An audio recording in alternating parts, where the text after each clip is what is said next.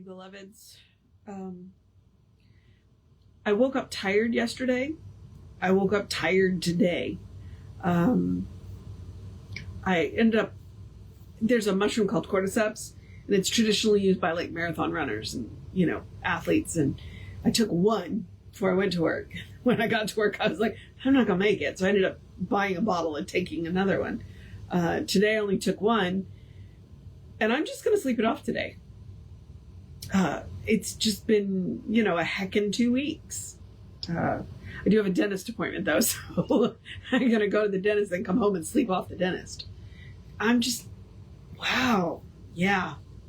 But, all right. So we're in chapter 23 of Science of Mind Text. We are in the chapter on immortality. So we are starting on 375 with the section called the ether of science. So we don't use that term much anymore, and I meant to look it up and forgot. So, because it's like I said, it's been a heckin' couple of weeks. So we're going to read it, and then if we need clarification, then we are going to text Reverend Jesse and add comments. So here we go. Okay. Science is rapidly proving that there is much more in the universe than we can see with the naked eye. We are now being taught that ether is more solid than matter. We know that the ether penetrates everything, that it is in our bodies, at the center of the earth, and throughout all space. This means that within our present bodies, there is a substance more solid than the body, which we see. This idea is very far-reaching, for it shows that we might have a body within the physical one, which could be as real as the one which we are accustomed to think. If instinctive person has molded the outer body to form, why should it not mold the inner one into definite form? There is every reason to support that it does, and no reason to suppose the opposite. In all probability, there is a body within a body to infinity. And actually, if you read The Quantum Doctor by Amit Goswami, he talks about 5 bodies. He talks, what he calls the gross body is the material body. And then there's the mental body, the supermental body. There's one more that's emotional, but I forget what he calls that one. And then the bliss body. And then the bliss body is God's idea of you. So, you might read The Quantum Doctor. It's quite interesting. Okay, we do not depart from reason when we assume this, for while we say that 2 bodies cannot occupy the same space simultaneously, we must remember that we are talking about only one plane of expression, and the plane upon which we are now living with its form of matter is probably but one of innumerable planes, each having its own matter with its corresponding form. The new idea of matter and ether has proved that form can lie within form without interference, for it has been shown conclusively that there is a substance which can occupy the same space which our body does. Once this theory is accepted, it enables us to better understand the saying, there are celestial bodies and bodies terrestrial.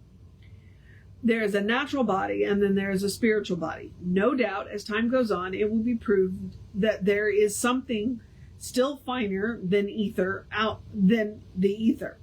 This may go on to infinity. There is every reason to suppose that we have a body within a body to infinity, and it is our belief that we do have. The resurrection body, then, will not be snatched from some cosmic shelf as the soul soars aloft. It is already within, and we may be certain that it will be a fit instrument for the future unfoldment of the soul. If this is true, and if remembrance links events together in a continuous stream of consciousness and form, then the future body will resemble this one, except that it will be free of all disease, old age, or whatever hinders a more complete flow of the spirit. Yeah, I don't know where this comes from and where it's going. This is definitely one of those ideas that got discarded in later writings. But we're going to finish it anyway, because it's interesting, right? It would seem then that we have a spiritual body now and need not die to receive one. We now remember the past and have outlived many physical bodies during this life. So it looks as if we were already immortal and need not die to take on immortality. If there are many planes of life and consciousness, as we firmly believe, then perhaps we only die from one plane to another. This thought makes a strong appeal and seems reasonable. Some think that death robs us of the objective faculties and that we pass out into a purely subjective state. But personally, we are unable to follow the logic of such an assumption. To suppose that the objective faculties die with the brain is to suppose that the brain thinks and reasons. This is proved to be false through the experience of death itself, for if the brain does think, it would think on and on forever. No, it is not the human brain that thinks. The thinker thinks through the brain, perhaps, but of itself, the physical brain has no power to think or feel. Detach the brain and it will not formulate ideas nor work out plans. The thinker alone can think. It is not merely pleasing and satisfactory to suppose that we pass from this life to the next in full and complete retention of our faculties. It is logical. Jesus revealed himself to his followers after his resurrection to show them that death is but a passing to the higher spheres of life and action. Okay, this next part. So that last sentence was in italics. This next part is in all caps. So it's probably important, so let's pay attention. To know that we maintain an identity independent of the physical body is proof enough of immortality. Okay? There's this concept in, I believe it's Buddhism, and I couldn't think of the word the other day, but it's called bardo, where, according to the Buddhist tradition, there are 6 bardos, okay? Birth is 1, life is 2, death is 3, and the 4th bardo is where you can get off the train. Okay, the way it was explained to me is kind of think about them like train stations. So your birth is the 1st bardo, your life is the 2nd bardo, your death is the 3rd bardo. The 4th bardo is where you can get off the train, and because the 6th bardo is nirvana, which is heaven. So for the 4th bardo is, but it is at the moment of death. You have to be conscious at the moment of death to catch the 4th bardo and get off the train. Otherwise, you come back to the 1st bardo and are born again. The 5th bardo, which is why I'm talking about this, it's that in-between country where you can manifest a physical body in the material plane for a period of time. It's not indefinite, but for a period of time you could, which is that is one of the arguments that's what Jesus did.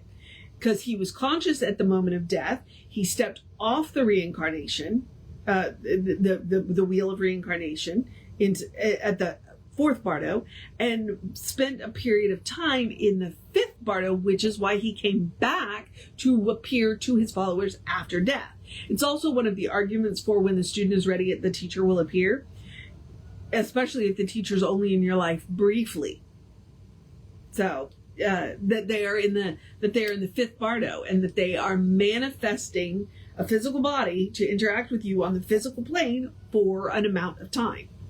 So it's a wild concept, but no more wild than ether, right? Okay, so let's finish this section. Because this section's kind of wild.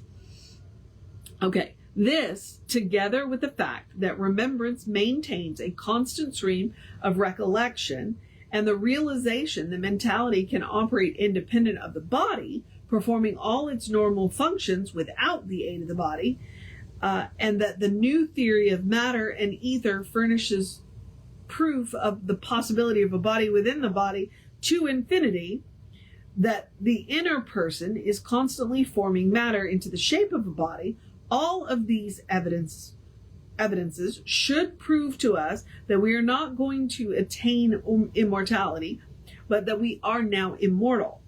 Our contention is not that the dead men live again, but that the living man,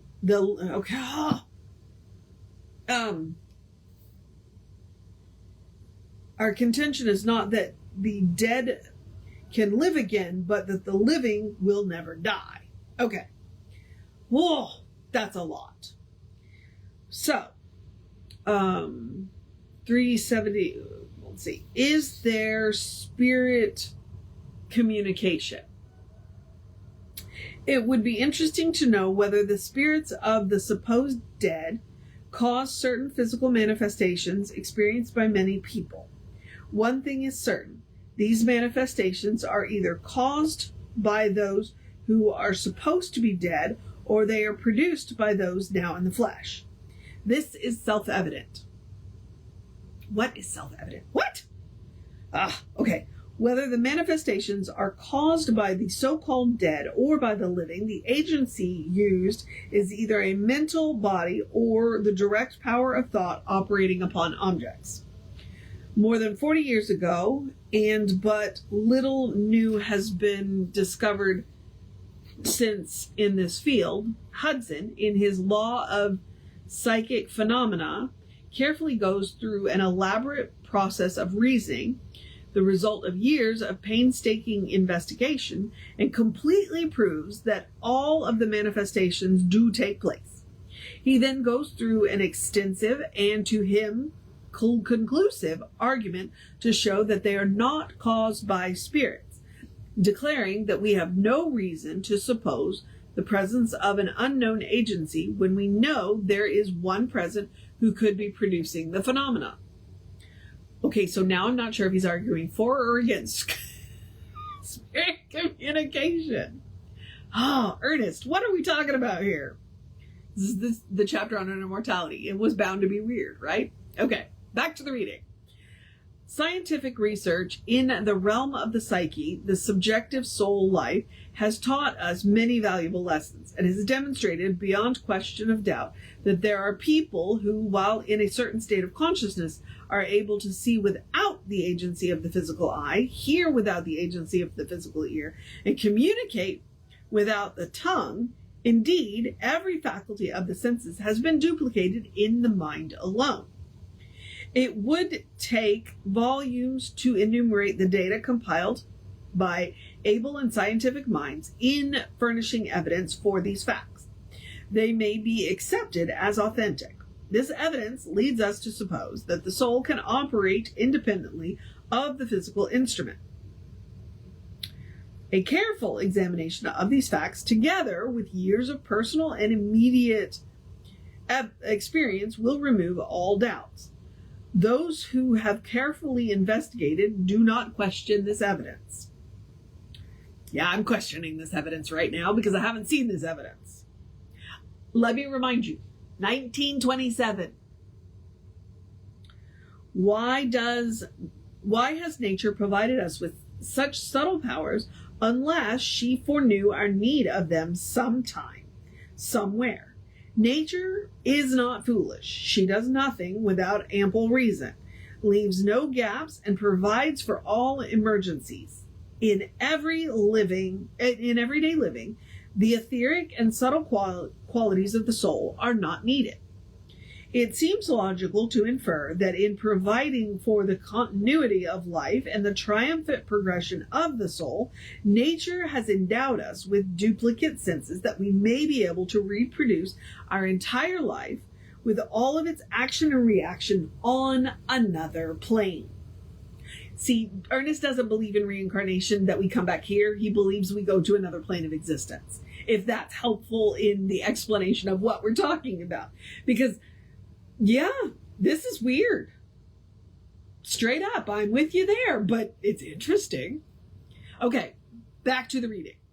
Now, if our reasoning power is correct, and it is proved that the physical manifestations manifestations take place through some power which is mental, and if it is proved that those who have passed on might still be near us, then we cannot see where the argument against spirit agencies could be considered perfect.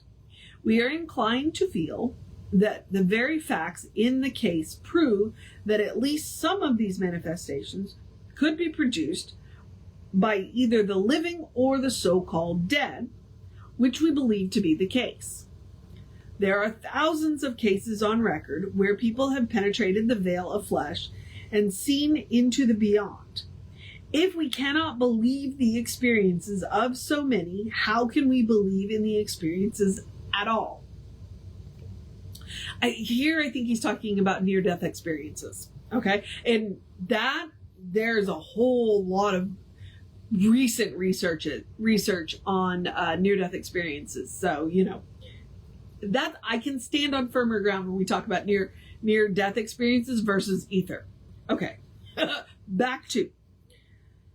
Okay, of course, there is a large field for deception, and it is not probable that all alleged communication are real, but to state positively that they are all illusion is to throw the lie in the face of the human thought and say that it never sees clearly. There is certainly more argument and evidence in favor of the theory of the possibility of spirit communication than against it. And so far as we are concerned, we are entirely convinced of the reality of this evidence. If spirits really exist, and if we all live in one mind, and if mentality can communicate with mentality without the aid of the physical instrument, then spirit communication must be possible. Since we know that the above stated facts are true, we have no alternative other than to accept the conclusive evidence and to realize that while it may be difficult to communicate with the departed, yet it has been done. I did mention that he was involved in the spiritualist movement, however briefly. Okay, he did grow up with the spiritualist movement. So, again, Ernest occasionally gets weird, and here he's getting weird. But again, interesting. All right, back to the reading. It is evident that any such communication must be mental. It would be thought transference or mental telepathy at best. Now, if the supposed entity knows that we wish to communicate with it, and if it is consciously present, trying to communicate with us, then it must, by the power of its thought, cause its message to come up through our subjectivity to an objective state of recognition. Oh my God, this just keeps going. Okay, we got about 3 more pages of this. I'm going to get a drink of water.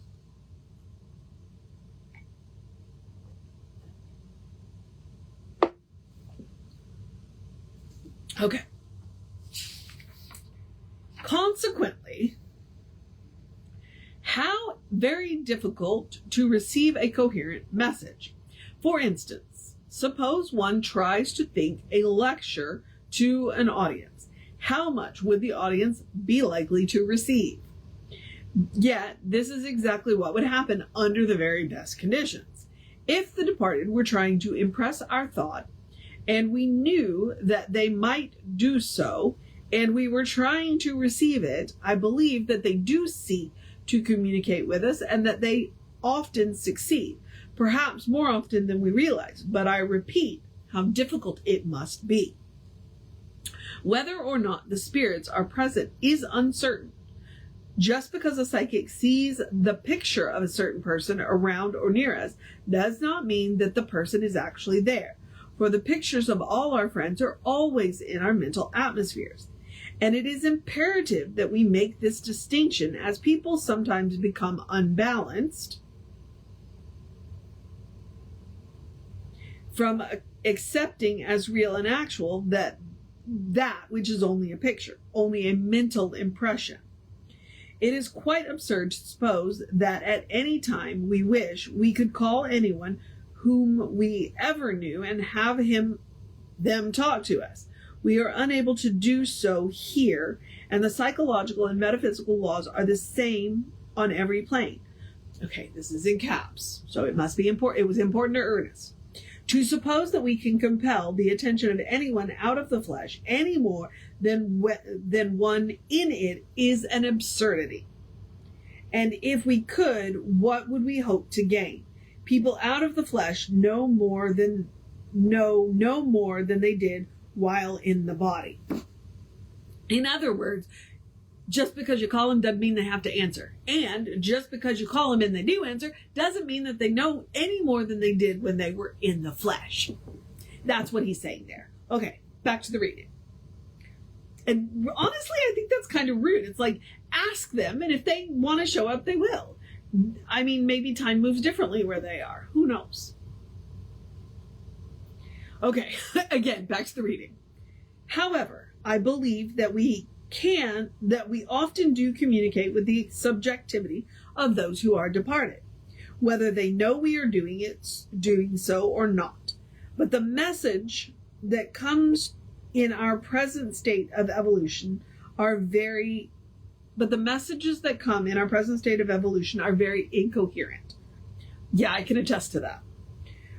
I believe that an unconscious communication goes on more or less all the time, and that those people whom we have greatly loved are still conscious of us. We might feel only a vague sense of their presence, much as we did the niece in The Return of Peter Grimm. I don't know what The Return of Peter Grimm is. We might have to Google that. She felt, you will recall, a vague sense of her uncle, that he was trying to impress her with his thought and desire. She felt a blind groping, and that was probably as clearly as we should be able to receive most messages.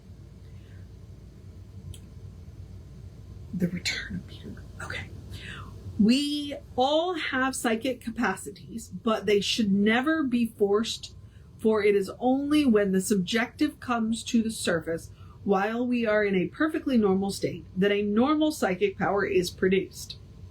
To lose the self-consciousness in order to let the subjectivity come through is never good or right, and furthermore is likely to be destructive.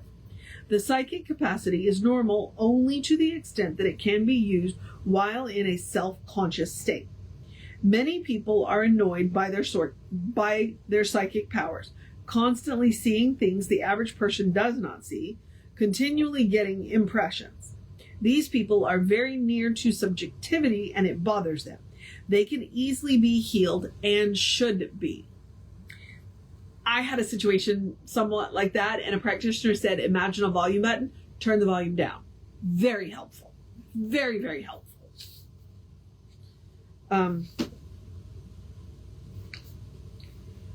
There is, however, a normal psychic capacity, and some are able to discern mental causes with perfect ease. Jesus was such a one. He was able to tell the woman that she had been married 5 times, and that the man with whom she was then living was not her husband. He read that out of her thought, but he did it while in an objective state, for he was able to consciously and objectively exercise his subjective faculties. This is perfectly normal, but let go of the volition and choosing faculties. Wait. Okay, hang on. This is perfectly normal, but to let go of the volitional and choosing faculties, which alone constitute individuality, and become enmeshed in subjectivity is very dangerous. Okay. All right, Ernest. It is a crime against individuality to allow the conscious faculties to become submerged. We should control the subjective and not let it control us. The teaching of the illusion of mind sprang up because people of wisdom perceived that people might mistake the shadow for the reality, the form for real substance, the hollow voice for revelation, and thereby be misled. This is why they warned against these things and against having familiar spirits. And they were right. Never let any voice speak to you unless you are in control of the situation. Never admit any mental impressions or images that you do not wish to receive or that you cannot receive consciously. Okay, Ernest. Say, there is no power in the flesh or out of it, but the one which can enter my consciousness. Believes in only the one and comes only through the consciousness of the one is perfectly welcome, but any other than that cannot come. Oh, wait. I left out a line. Okay, let me try that again. All right, so here's what he says. Say, there is no power in the flesh or out of it, but the one which can enter my consciousness. Anything that obeys the one, conforms to the one, believes only in the one, and comes only through the consciousness of the one is perfectly welcome, but anything other than that cannot come. So that's his prescription. Okay, we have 2 paragraphs left, and then we are going to take a break because, oh my God, this has been weird. The only value that an understanding of psychic phenomena can have, and the only reason for introducing any discussion of it in this book, is that without a comprehension of it, we do not understand the complete workings of the mind. We do not understand the experiences which people often have, and in a consistent philosophy which deals with the mind, the lack of an understanding of psychic phenomena would be inexcusable. For anyone in this day to say that the powers of clairvoyance, telepathy, etc. are not exercised is to admit their own ignorance. Okay? These things do happen and are continually happening in more and more instances. The thing to do is to not deny what happens, but to find a logical and scientific explanation of it. It is our business to explain all mental action insofar as at present is explainable. And so we must find an answer that will cover the law of psychic phenomena, mind, with the laws governing it, and is the whole answer, for each plane reproduces the one next to it. And the psychic phenomena are but reproduction of people's physical capacities on the mental plane. What is true on one plane is true on all. Oh my God, Ernest Holmes, what? What did we just... Okay, so before I get off into the craziness, we are going to start on 382 with what of reward and punishment. But let's talk about the fact that he just spent, 5 pages talking about psychic phenomena. And the reason that he did was not because he thinks that psychic phenomena... Now, he believes in psychic phenomena, okay? So he does believe in psychic phenomena. But his reason for talking about it is he's like, look, we are a philosophy of the mind. And we have to account for everything that might possibly happen in the mind, including the psychic phenomena. Okay? We have to account for it. And we need to be aware of it. And we need to be aware of it from for a lot of different things. First off, because people are having these experiences and we need to be able to explain these experiences. Second off, some people are having these experiences and they are not good for the person and may need to be healed. And if they need to be healed, then we need to admit they are happening so that we can heal them. Okay? All right. Because I was having a situation that I needed to be healed of. And the practitioner who said, imagine a volume button and turn the volume button down, that's exactly what she gave me. Okay? She helped me to heal my consciousness from these unwanted intrusions. And he gave me a prescription. He's like, look, if it's God, if it's from God or it's from spirit, then it's welcome to come in. But if it's not from spirit, it's not welcome to come in. Okay. Because I was like, where is he going with all of this? That's what's going on. All right. So, Now, there's more about the psychic phenomena in the other edition where they went back and put them together. But I also want to remind you, this book was written in 1920 or published in 1927. It's almost 100 years old. You know, we know a little bit more, and sometimes I think we know a little bit less than he did in 1927. So, all right. Oh my goodness, that was just Immortality. That's the chapter we're working in. So, all right. I'm going to do some basic housekeeping, which first I'm going to get a drink of water, and then I'm going to do some basic housekeeping. And I'm going to remind you that we are Creative Life Spiritual Center, Creative Life Spark. I'm the running Rev Ryan on the social medias that I am on. An easy way that you can support the center is to engage with our social media. Go like, share, subscribe, follow, comment, do all the things. We'd appreciate it. All right. Oh, deep breath. If you want more information about the center, please feel free to, our website is creativelife.org, or you can email and get on our constant contact email where you get one email a week from the center, which is email@creativelife.org. Okay? Just email that, info@creativelife.org. And the hot links are hot. If it says click here now, it'll take you right to the information you want. It is done by a real person, and he doesn't have time for more than one email unless something like a hurricane happens, because we do live in hurricane country. So, all right. Now I'm going to encourage you to have a great day, a wondrous day, a fantastic day, a magical day, an enchanted day, a wonderful day, an awesome day, an amazing day. A take care of yourself day. A don't let the readings make you crazy day. A take a nap day. A catch up on your rest day. A you got this day. A call a friend today. A cuddle with your fur babies day. A catter day, because it is Saturday for me. And I'm going to spend some time cuddling with my cats. Catter day. A rest day. A finish up your task day. A wrap it up day. A whatever it needs to be day. A good day. And if that is too much pressure, simply have a day. You are enough just as you are. You are a beloved expression of the divine. You are a brilliant light, a divine spark. You are spirit in motion. You are God in action. Or, as Reverend Jesse likes to call us, you are a godling. All right, beloveds. Reverend David will be on around 5 p.m. with you. I'll be back with you around 9 a.m. And then we will have an amazing service for you, which, by the way, Reverend David will be doing on Sunday. So, watch out for that. Take care of yourself. Know that you are loved. And I will see you next time.